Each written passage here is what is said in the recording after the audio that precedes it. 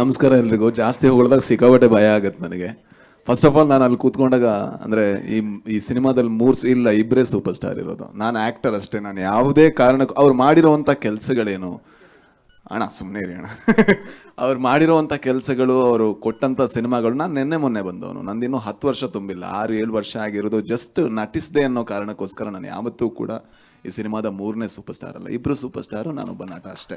ಅಂದರೆ ಅದರಲ್ಲಿ ಯಾವುದೇ ಇದಿಲ್ಲ. ನನಗೆ ಪ್ರತಿ ಸತಿ ಹೇಳಿದಾಗ ನಂಗೆ ಒಂಥರ ನಾಚಿಕೆ ಆಗೋದು, ಒಂಥರ ನಿಜ ತಮಾಷೆ ಇಲ್ಲ, ನಿಜವಾಗ್ಲೂ ಆಕ್ವರ್ಡ್ ಅನ್ಸುತ್ತೆ. ಯಾಕಂದರೆ ನಾನು ಶಿವಣ್ಣ ಮತ್ತು ಉಪ್ಪಿ ಸರ್ ಇಬ್ಬರ ಹತ್ರನೂ ಹೇಳಿದೆ, ನನ್ನ ಭಾಗ್ಯ ಅವ್ರ ಮಧ್ಯ ಕೂತ್ಕೊಂಡು ಅವರು ಆನ್ ಸ್ಕ್ರೀನ್ ಬರ್ಬೇಕಾದ್ರೆ ವಿಸಿಲ್ ಹೊಡೆಯೋದು, ಇದು ನನ್ನ ಭಾಗ್ಯ.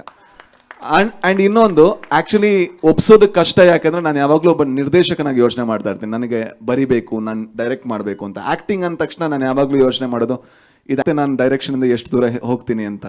ಸೊ ಅದರಿಂದ ನಾನು ಅರ್ಜುನ್ ಜನ್ಯ ಅವರನ್ನ ಎಲ್ಲ ರೀತಿಲೂ ಕನ್ವಿನ್ಸ್ ಮಾಡೋಕ್ಕೆ ಟ್ರೈ ಮಾಡಿದೆ. ಸರ್ ಯಾರಾದರೂ ಚೆನ್ನಾಗಿರೋ ಹುಡುಗನ ಹಾಕ್ಕೊಳ್ಳಿ ಅಂತ.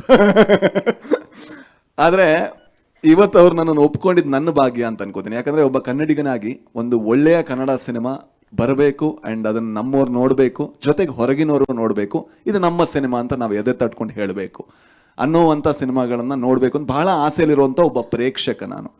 ಆ್ಯಂಡ್ ನಾನು ಇವತ್ತು ಈ ಟೀಸರ್ಗಿಂತ ಮುಂಚೆ ಅರ್ಜುನ್ ಸರಿಗೆ ಫೋನ್ ಮಾಡಿ ನಾನು ಹೇಳಿದ ಒಂದೇ ವಿಷಯ, ಸರ್ ನೆಕ್ಸ್ಟ್ ಸಿನಿಮಾ ಏನಾದರೂ ಬೇರೆ ಲ್ಯಾಂಗ್ವೇಜಲ್ಲಿ ಡೈರೆಕ್ಟ್ ಮಾಡಿದ್ರೆ ನೀವು ಮತ್ತೆ ಸರಿ ಇರಲ್ಲ, ಕನ್ನಡದಲ್ಲೇ ಮಾಡಬೇಕು ಅಂತ.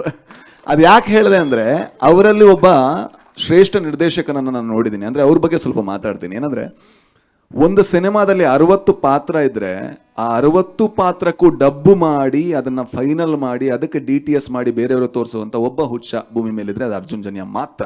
ಯಾಕಂದರೆ ಯಾರಿಗೂ ಸಾಧ್ಯ ಇಲ್ಲ ಸರ್, ಇಂಪಾಸಿಬಲ್. ಒಂದು ಪಾತ್ರಕ್ಕೆ ನಾವು ಡಬ್ ಮಾಡೋದ್ರೊಳಗೆ ಸುಸ್ತಾಗೋಗಿರ್ತೀವಿ. ನಾನು ಅವ್ರ ಸ್ಟುಡಿಯೋಗೆ ಹೋಗಿ ನೋಡಿದ್ರೆ ನನ್ನದೊಂದು 2 ಸೀನ್ ಬಿಟ್ಟಿದ್ರೆ ಯಾಕಂದರೆ ಜಾಸ್ತಿ ಕಿರ್ಚಿದೆ ನಾನು ಅದಕ್ಕೋಸ್ಕರ.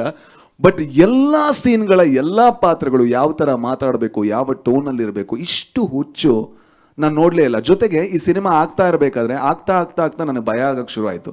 ಇದು ಚೆನ್ನಾಗಿ ಆಗ್ತಾ ಇದೆ ಗುರು, ಏನಾದರೂ ಸ್ವಲ್ಪ ಅವಸರ ಮಾಡಿದ್ರೆ ಹೆಂಗೆ ಅಂತ.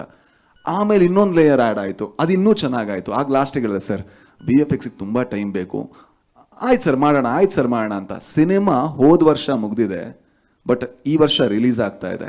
ಒಬ್ಬ ನಿರ್ದೇಶಕ ಇಷ್ಟು ತಾಳ್ಮೆಯನ್ನು ತಗೊಂಡು ಜೊತೆಗೆ ಒಬ್ಬ ನಿರ್ಮಾಪಕ ಅದಕ್ಕೆ ಬೆನ್ನೆಲುಬಾಗಿ ನಿಲ್ಲೋದು ಅಂದರೆ ಅದು ರಮೇಶ್ ರೆಡ್ಡಿ ಸರ್ ಮತ್ತು ಅರ್ಜುನ್ ಜನ್ಯ ಇವರಿಬ್ಬರ ಹಿರಿಮೆ ಅಂತ ಹೇಳ್ಬೋದು.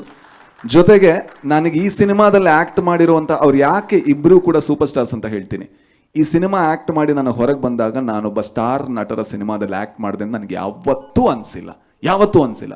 ಅವ್ರು ಯಾವತ್ತೂ ಕೂಡ ಅವರಲ್ಲಿರುವಂಥ ಹಿರಿಮೆಯ ಭಾರವನ್ನು ಒಬ್ಬ ನಟನ ಮೇಲೆ ಹಾಕಲ್ಲ. ಯಾಕಂದ್ರೆ ನಮಗೆ ಹೆದರಿಕೆ ಇರುತ್ತೆ. ನಾನು ಶಿವಣ್ಣನ ಮುಂದೆ ಆ್ಯಕ್ಟ್ ಮಾಡ್ತಾ ಇದ್ದೀನಿ, ನಾನು ಉಪ್ಪಿ ಸರ್ ಮುಂದೆ ಆ್ಯಕ್ಟ್ ಮಾಡ್ತಾ ಇದ್ದೀನಿ. ಅದು ಯಾವುದನ್ನೂ ಮಾಡದೆ ನಾವು ಚೆನ್ನಾಗಿ ಮಾಡೋದಕ್ಕೆ ಏನೆಲ್ಲ ಸಪೋರ್ಟ್ ಮಾಡಬೇಕು ಅದನ್ನ ಮಾಡಿದಂತಹ ಮಹಾನ್ ಕೆಲಸಗಾರರು, ಕಲಾವಿದರು ಎಲ್ಲರೂ ಇವರೇ. ಥ್ಯಾಂಕ್ ಯು ಸೋ ಮಚ್ ಅಣ್ಣ, ನನ್ನನ್ನು ಸಹಿಸ್ಕೊಂಡಿದ್ದಕ್ಕೆ ಆ್ಯಂಡ್ ನನಗೊಂದು ಅವಕಾಶ ಕೊಟ್ಟಿದ್ದಕ್ಕೆ.